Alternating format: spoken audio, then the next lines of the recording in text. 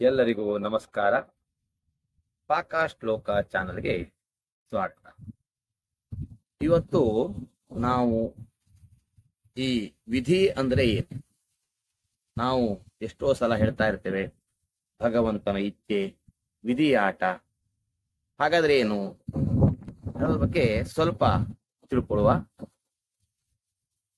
ಮೊದಲಿಗೆ ಒಂದು ಚಿಕ್ಕದಾದಂತಹ ಕಥೆಯನ್ನು ಹೇಳ್ತೇನೆ. ಹಿಂದೆ ಬ್ರಹ್ಮದೇವರು ಎಲ್ಲ ದೇವಾನುದೇವತೆಗಳ ಸಭೆಯನ್ನು ಕರೆದಿರ್ತಾರೆ. ಅಂತಹ ಸಭೆಗೆ ಯಮನು ಬರ್ತಾ ಇರ್ತಾನೆ. ನಿಮ್ಗೆ ಎಲ್ಲರಿಗೂ ಗೊತ್ತಿದೆ ಯಮ ಅಂತಂದ್ರೆ ಯಾರು ಅಂತ. ಅಂತಹ ಯಮ ಸಭೆಗೆ ಹೋಗೋದಕ್ಕಿಂತಲೂ ಮೊದಲು ಆ ಸಭೆ ನಡೆಯುವಂತಹ ಸ್ಥಳದಲ್ಲೇ ಇರ್ತಕ್ಕಂತಹ ಒಂದು ಮರವನ್ನ ದಿಟ್ಟಿಸಿ ನೋಡ್ತಾನೆ.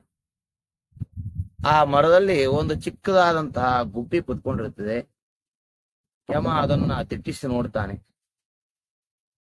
ಯಮನ ದೃಷ್ಟಿ ತಾಗಿದ ತಕ್ಷಣ ಆ ಗುಬ್ಬಿ ಹೆದರ್ಕೊಂಡ್ ಬಿಡತ್ತೆ. ಹಾಗೆ ಕ್ಷಣಕಾಲ ಯಮ ಅದನ್ನು ನೋಡ್ಬಿಟ್ಟು ಒಳಗಡೆ ಹೋಗ್ತಾನೆ.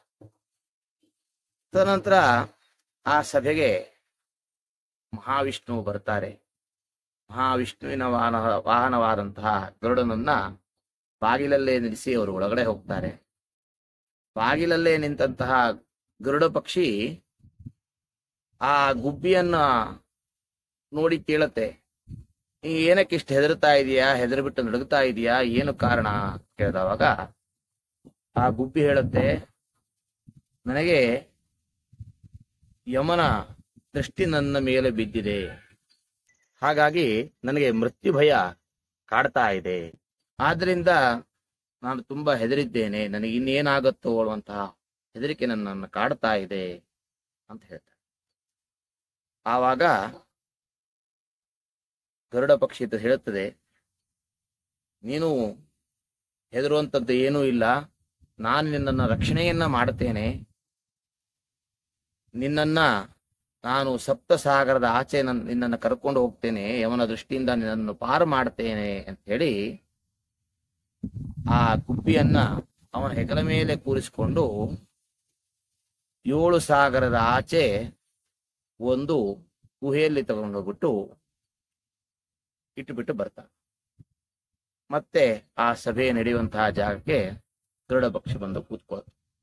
ಸಭೆಯೆಲ್ಲ ಮುಗಿದಾದ ಮೇಲೆ ಯಮಧರ್ಮರಾಜ ಹೊರಗಡೆ ಬಂದ ತಕ್ಷಣ ಗರುಡ ಪಕ್ಷಿ ಕೇಳತ್ತೆ, ನೋಡು, ನೀನು ಆ ಗುಬ್ಬಿಗೆ ನಿನ್ನ ದೃಷ್ಟಿಯನ್ನು ಬೀರಿಸ್ಬಿಟ್ಟು ಹೆದರಿಸಿಬಿಟ್ಟು ಹೋಗಿದ್ದೆ. ನಾನಲ್ಲ, ಹೆದರಲ್ಲ. ನಾನು ಆ ಗುಬ್ಬಿಯನ್ನ ರಕ್ಷಣೆಯನ್ನ ಮಾಡಿದ್ದೇನೆ. ಅವನನ್ನ ನಿನ್ನ ದೃಷ್ಟಿಯಿಂದ ದೂರ 7 ಸಮುದ್ರದ ಆಚೆಗೆ ತೆಗೆದುಕೊಂಡೋಗ್ಬಿಟ್ಟು ಒಂದು ಗುಹೆಯಲ್ಲಿ ಇಟ್ಟುಬಿಟ್ಟು ಬಂದಿದ್ದೇನೆ ಅಂತ ಹೇಳಿ ಆ ಗರುಡ ಪಕ್ಷಿ ಹೇಳುತ್ತೆ. ಆವಾಗ ಯಮಧರ್ಮರಾಜ ಇದ್ದವನು ನಕ್ಕು ಬಿಟ್ಟು ಹೇಳ್ತಾನೆ, ನಾನು ಬೆಳಿಗ್ಗೆ ಹೋಗ್ಬೇಕಾದ್ರೆ ಆ ಗುಬ್ಬಿಯನ್ನು ನೋಡ್ಬಿಟ್ಟು ಇಷ್ಟು ಚಿಕ್ಕದಾದಂತಹ ಗುಬ್ಬಿ ಇದರ ಸಾವು ಹೇಳ್ತಕ್ಕಂಥದ್ದು 7 ಸಾಗರದ ಆಚೆ ಒಂದು ಗುಹೆಯಲ್ಲಿ ಹಾವಿನ ಬಾಯಲ್ಲಿದೆ. ಈ ಗುಬ್ಬಿ ಇವತ್ತಿನ ದಿನದಲ್ಲೇ ಹೇಗೆ ಅಷ್ಟು ದೂರ ಸಾಗಕ್ಕಾಗತ್ತೆ ಅಂತೇಳಿ ಯೋಚನೆಯನ್ನು ಮಾಡ್ಬಿಟ್ಟು ಹೋಗಿದ್ದೆ. ನೀ ನೋಡಿದ್ರೆ ಅದನ್ನು ತಗೊಂಡೋಗ್ಬಿಟ್ಟು ಅದೇ ಗುಹೆಯಲ್ಲಿ ಬಿಟ್ಬಿಟ್ಟು ಬಂದೀಯಾ ಅಂತ ಹೇಳ್ತಾರೆ. ನೋಡಿ, ಇದೇ ವಿಧಿ ಆಟ.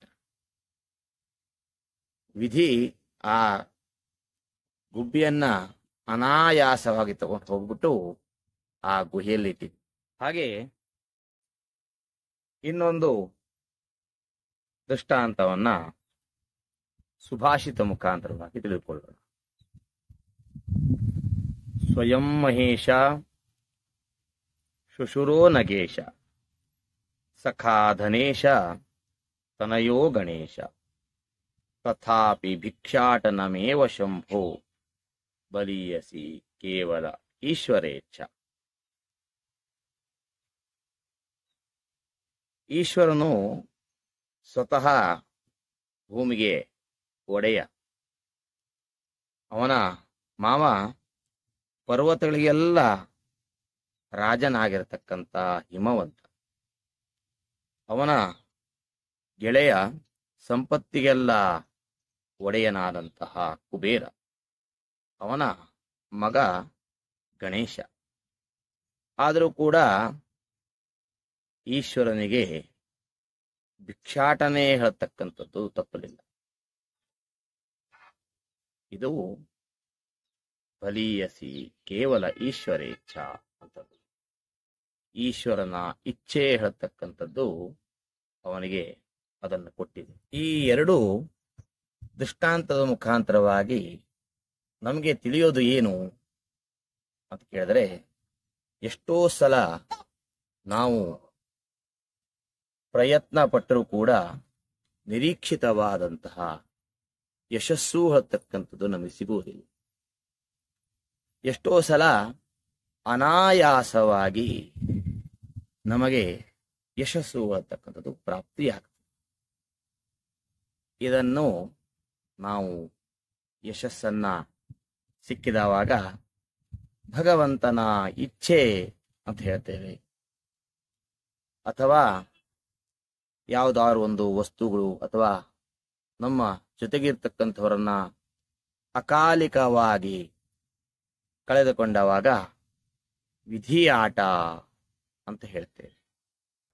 ಹಾಗಾಗಿ ಭಗವಂತನ ಇಚ್ಛೆ ವಿಧಿಯ ಆಟವನ್ನ ಬಲ್ಲವರು ಯಾರೂ ಇಲ್ಲ. ಎಲ್ಲರಿಗೂ ಆ ಭಗವಂತ ಒಳ್ಳೆಯದನ್ನೇ ಮಾಡಲಿ. ಈ ವಿಡಿಯೋ ಇಷ್ಟವಾಗಿದೆ ಎಂದು ಭಾವಿಸುತ್ತಾ, ಇಷ್ಟವಾಗಿದ್ದಲ್ಲಿ ಲೈಕ್, ಶೇರ್, ಸಬ್ಸ್ಕ್ರೈಬ್ ಮಾಡಿ. ಹಾಗೇನೆ ಮತ್ತೊಂದು ಹೊಸ ವಿಷಯದೊಂದಿಗೆ ಸಿಗೋಣ. ಎಲ್ಲರಿಗೂ ಶುಭವಾಗಲಿ. ಶುಭ ದಿನ.